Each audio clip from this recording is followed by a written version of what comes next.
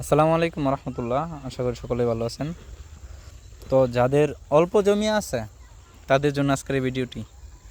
ছোট্ট একটি জমিতে দেখুন, আমি যদি আপনাদের দেখাই, এদিকে ধনিয়া পাতা, অন্যদিকে সরিষা, এবং মাঝখানে যে খালি অংশটুকু দেখতে পাচ্ছেন এটির মধ্যে ঢেঁড়স লাগানো হয়েছে।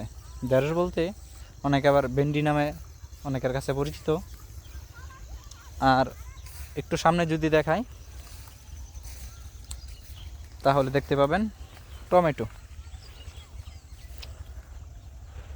মূলত তারা কিন্তু এটা এই সবজিগুলো যে চাষ করছে বাণিজ্যিকভাবে না, নিজের পারিবারিক চাহিদা মেটানোর জন্য।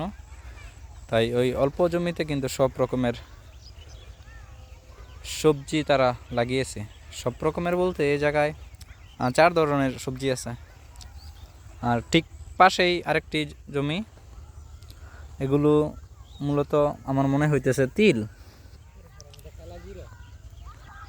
দুঃখিত, এগুলো কালো জিরা। আর এই জমিটুকু খালি এবং এদিকে টমেটো করা হয়েছে। তো আপনাদের যাদের অল্প জমি আছে তারাও কিন্তু এত সুন্দর সাজিয়ে গুজিয়ে এই সবজিগুলো চাষ করতে পারেন। পরন্ত বিকেলে সূর্য ডুবে যাচ্ছে, খুবই সুন্দর লাগছে এই দৃশ্যগুলো দেখতে, তাই আপনাদের সাথে শেয়ার করলাম। আসসালামু আলাইকুম।